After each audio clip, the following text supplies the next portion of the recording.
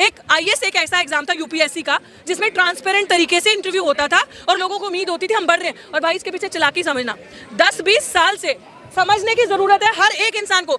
10-20 सालों से अगर आप उठाकर देखो ना तो बहुत ज्यादा दलित लोग आईएएस बन नहीं रहे, दलित और मुसलमान टॉप भी कर रहे हैं। अगर आप एग्जाम देखो, दलित और मुसलमान, क्योंकि एक को तो धर्म के नाम पे मारना है, दूसरे को जाति के नाम पे मारना है, तो दोनों को मारना है। तो जब इनको लग रहा है कि ये लोग अब पावर में आएंगे, पोजीशन मेकिंग में आएंगे, डिसीजन देंगे, डिसीजन मेकिंग करेंगे, तो कैसे टारगेट करना है। तो कहीं पे लेटरल एंट्री ले आओ, कहीं पे क्रीमी लेयर ले आओ, मारना हमें ही है। कभी सीएनआरसी कर लो। तो इस बार हम लोगों ने यही चीज सोची है कि अब मांगना नहीं है, अपनी संख्या बल से यहाँ आके जो आज हम विरोध प्रदर्शन यहाँ दर्ज करवा रहे हैं, इनकी चाल चलने नहीं देनी। और बहुजन समाज एक है और हम नहीं टूटेंगे। औकात एक दिन के अंदर समझ नहीं आएगी ना, पार्टी थप्पड़ मार के ऐसा निकालेगी ना, भगाएगी, अपने आप समझ में आ जाएगा। 3000 साल का आरक्षण वैदिक किसने लिया?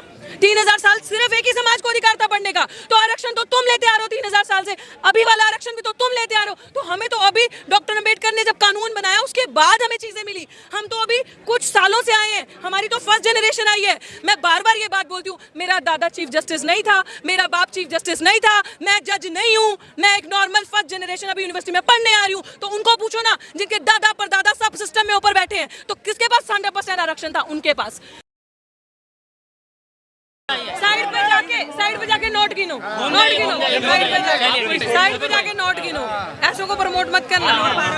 आपने क्लासिफिकेशन कर रहे हो, हमें तोड़ रहे हो, दलितों को दलितों में बांट रहे हो। मैं कहती हूँ मुझे भी दुख है हमारे समाज का जो सबसे शोषित वर्ग, जो मैं कहती हूँ कि सबसे हार्ड वर्किंग जो एक वर्ग है, भाईचारा जो हमारा, वो पीछे रह गया। लोग कह रहे हैं वो पीछे रह गया, उनके पास नौकरी नहीं है, उनके पास ये नहीं है। भाजपा और जो सो कॉल्ड प्रोग्रेसिव लोग अपने आप को कहते हैं, वो ये नैरेटिव चला रहे हैं, पीछे रह गए। मैं मांग लेके आई हूँ सरकार से, 21 अगस्त को आज हमने भारत बंद किया 2024 को।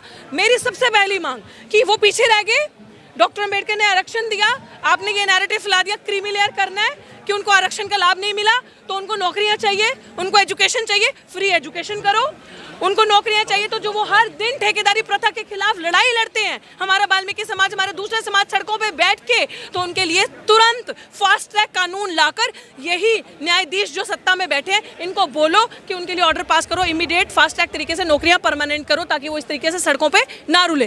फिर उसके बाद जो एनएफएस करते हो, नौकरियां कौन खाता है हमारी? Not founts. भाई आप और मैं पढ़े लिखे इंटरव्यू देने जाएंगे ना, तो इंटरव्यू के अंदर जो मठाधीश बैठे हैं ना, जो उनके चाटुकार बैठे हैं, वो आपको एनएफएस कर देंगे। एनएफएस समझते हो ना? नॉट फाउंड सूटेबल, कि आपके अंदर क्वालिटी, काबिलियत, औकात नहीं है इस कुर्सी पे बैठ के पढ़ाने की।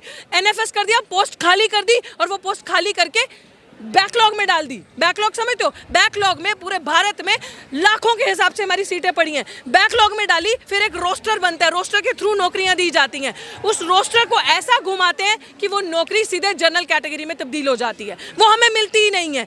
आप हमें बोलते हो इनके अंदर क्रीमी नॉन क्रीमी लेयर करो। मैं आज आपके मुंह पे ये चीज़ बोलती हूँ, हमारा बैकलॉग जो आपने किया वो दो, सरकारी कर्मचारियों को पक्का करो, और उसके बाद जो आपने ये क्रीमी लेयर किया, मेरी सबसे पहली डिमांड है कि जो क्रीमी लेयर जज कोलेजियम सिस्टम से वहां आकर बैठे हैं ना, पहले आप जिन जजेस के बेंच ने ये निर्णय दिया, आप बताओ किसी जज के पापा बाप जो है वो चीफ जस्टिस है, खुद वो चीफ जस्टिस है, बेटे हाई कोर्ट के जस्टिस। तो पहले आप क्रीमी लेयर छोड़ो ना, पहले आप इस्तीफा दो, बोलो कि मैं बहुत सेटल्ड हो चुका हूँ, मेरी जनरेशन वेल सेटल्ड है।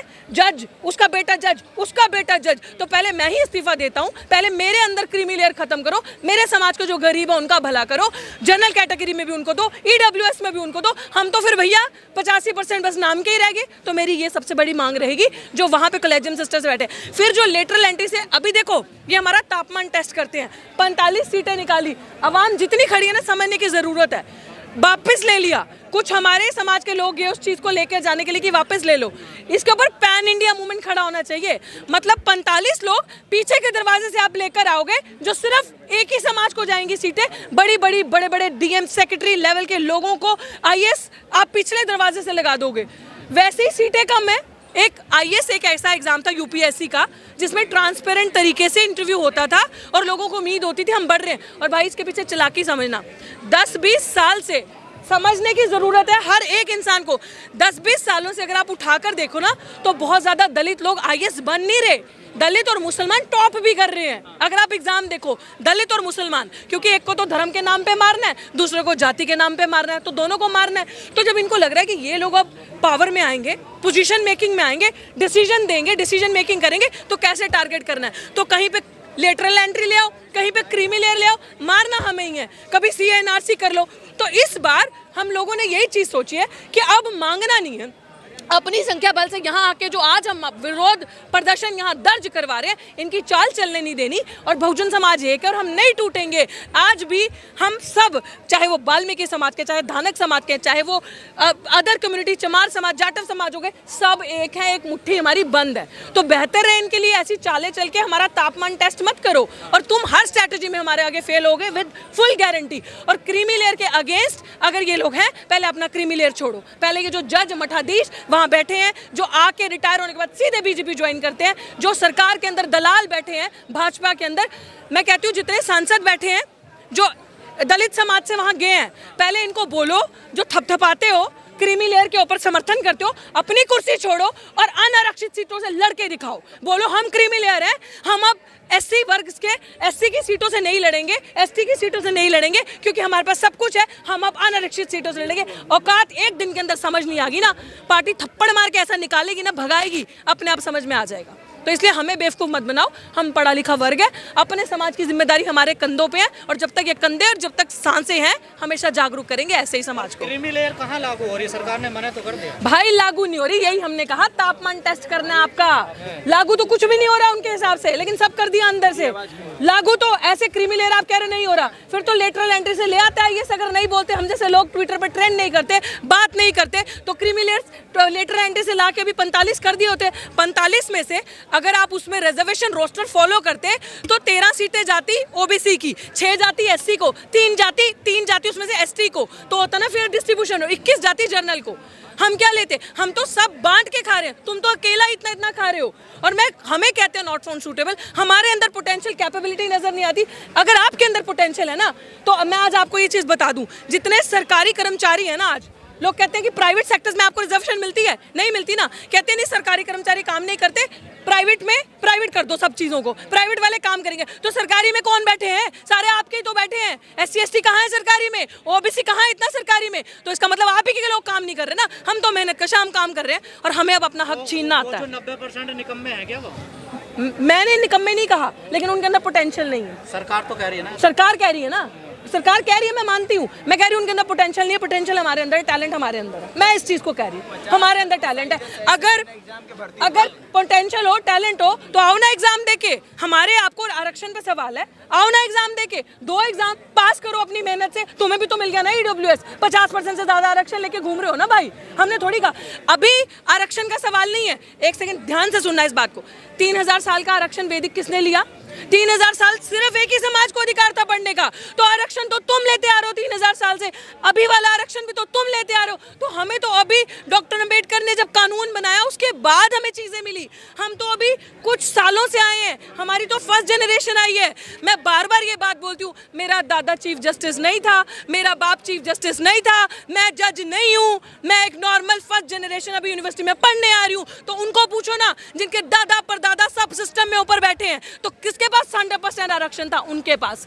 और 100% आरक्षण की मांग अब हम करेंगे, पूरा का पूरा आरक्षण हमें। और अगर इनको जस्टिस चाहिए, और ये बहुत हितैषी हैं हमारे समाज के, तो इनको मैं यही चीज बोलना चाहती हूँ कि हमारे समाज के जो लोग पीछे रह गए, इनको बहुत दर्द है ना, इनका कलेजा फूट फूट के आ रहा है, करनी सेना वाले सपोर्ट कर रहे हैं। यहीं से समझ लो कितना बड़ा आपके साथ अपराध होने वाला है। वो लोग जिन्होंने मूंछ रखने पे मारा, घोड़ी पे चढ़ने पे मारा, गला दबाया, गला घोटा, बहन बेटियों की इज्जत नहीं करी, आपके बच्चों को मारा, शमशान घाट में अर्थी तक जलाने नहीं देते, वो आपके सपोर्ट में आ रहे हैं। तो यहीं से आपको समझ जाना चाहिए कितने हमारे। तो मेरा आप सबको यही कहना है, अभी जितने भी भाजपाइयों, संघियों, आपको मेरा यही कहना है कि और जजेस जो संघ अंदर मनु लेकर बैठे हैं, जो मनु का संविधान पढ़ के आते हैं, it's my humble request as a citizen of India कि आप हमारे लिए कुछ करना चाहते हैं ना, हमारा समाज जो पीछे रह गया, प्लीज जितनी पोस्ट अभी आप भर रहे हैं, including the lateral entry as well as collegium system as well as the post in any university of teaching, assistant professor teaching या फिर वो नॉन टीचिंग की पोस्ट है, आप जनरल कैटेगरी की आने वाले 2 साल कोई पोस्ट नहीं भरोगे, सिर्फ और सिर्फ आने वाले 2 साल आप सिर्फ रिजर्व कैटेगरी को पोस्ट दोगे, सारा बैकलॉग क्लियर करोगे। हमारी किसी चीज की लड़ाई है, हमारी सिर्फ बैकलॉग की अधिकार लड़ाई है। जितनी सीटें आपने हमें नॉट फाउंड सूटेबल किया, अभी आने वाले 2 साल सड़कों पे निकलेंगे, ऑल इंडिया मूवमेंट करेंगे, लड़ेंगे और कोई भी एक भी इंसान को जनरल कैटेगरी पे परमानेंट नहीं होने देंगे। अब हम अपनी सीटें लेके आएंगे, बताते हैं घर घर से एक एक शेड्यूल ट्राइब का, एक एक हमारे वाल्मीकि भाई को, दानक समाज के भाई को, चमार समाज के बच्चे को पढ़ा के स्कूल भेजना पड़ेगा, लेके जाना पड़ेगा। आओ पढ़ो, तुम्हारी नौकरी दिल्ली विश्वविद्यालय में वेट करिए, आओ पढ़ो जेएनयू में तुम्हारी नौकरी वेट करिए, वो सीट खाली रहेगी, तुम उन सीटों पे पढ़ाओगे नहीं, तुम उन सीटों को कब्जा नहीं करोगे। This is our right. और 85% अब तुम्हें बताएगा, 15% क्या, अब तो 15 भी नहीं रहे हैं अकॉर्डिंग टू बिहार सेंसस, तो अब तुम्हें हम बताएंगे 92.5% तुम्हें कैसे दिखाता है देश किसका है, मूलभूत चीजें किसकी हैं, हमारी हैं। और हम जैसे सुनो, क्लासिफिकेशन मतलब क्या है ना, हम जैसा युवा जो पढ़ लिख गया बोल रहा है ना आगे आके, इनका मुंह बंद करो, इनका मुंह तभी बंद होगा जब कब्र में जाएंगे, इनका मुंह से पहले बंद नहीं होगा, है दम तो करके दिखा दो। लेकिन बिहार में आंदोलनकारियों पे लाठीचार्ज हुआ है, उसको कैसे लेते हैं? वेरी शेमफुल, उन्होंने जो किया वो, उसमें भी आई एम श्योर अंदर कोई मनुवादी बैठा होगा अफसर, जिससे बर्दाश्त नहीं हो रहा होगा कि दलित इतना जागरूक हो गए। दलित कभी भी कोई इंसान, शोषित वर्ग का, SC ST OBC, ये कभी भी इनडिसिप्लिन क्रिएट नहीं कर सकते, असंवैधानिक तरीके से काम नहीं कर सकते, कभी किसी के साथ जोर जबरदस्ती नहीं कर सकते, ये कभी भी मर्यादा के बाहर नहीं जाएंगे। They will always maintain piece. मेरा धरना 6 महीने से ऊपर चला, किसी ने भी 1% उग्र माहौल नहीं दिखाया, जबकि पुलिस ने 10-10 बार डिटेन किया। अंत में धरना इसलिए उठाना पड़ा क्योंकि 140 धारा वहाँ लगा दी और 9 FIR मेरे पे की और मेरे साथियों पे करी हैं। और इस तरीके से हमें परेशान किया। हम लोग इसलिए वहाँ से हटे क्योंकि उन्होंने अब हमारे साथियों को टारगेट करना शुरू कर दिया था। हम जाते थे तो पानी बहाना, गंगा जल करना। तो मैं बार बार ये चीज़ बोल रही हूँ, जो लाठीचार्ज हुआ है इसमें प्रशासन और पुलिस प्रशासन पूरा इन्वॉल्व है डराने के लिए, क्योंकि लोगों से उनका वो जन सैलाब संभाला नहीं जा रहा होगा।